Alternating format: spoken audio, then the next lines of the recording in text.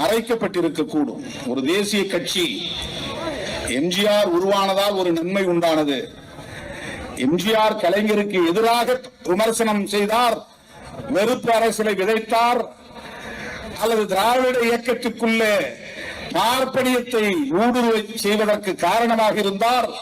ஒரு பார்ப்பன பெண்மணியே ஒரு திராவிட இயக்கத்தின் தலைவராவதற்கு அவர் பாதை வகுத்து தந்தார் என்ற விமர்சனங்கள் ஒருபுறம் இருந்தாலும் ஒரு நன்மை வாய்த்தது என்னவென்றால் தேசிய கட்சிகள் இங்கே காலூன்ற முடியாமல் தடுக்க முடிந்தது.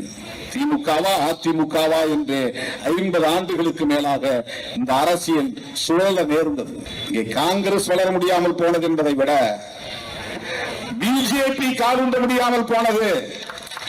அதற்கு மிக முக்கிய இன்னொரு காரணம், பல காரணங்கள் இருந்தாலும் காங்கிரஸ் இங்கே வலிமை பெற்று இருந்திருந்தால் காங்கிரசுக்கு எதிராக பிஜேபி காலூன்றி இருக்கும். ஒரு தேசிய கட்சி இருக்கிற இடத்தில் காங்கிரஸ் எந்த இடத்தில் இருக்கிறதோ அந்த இடத்தில் வேகமாக பிஜேபி வளரும். மாநில கட்சிகளோடு அவர்களை பொருத்தி பார்க்க வாய்ப்பில்லை.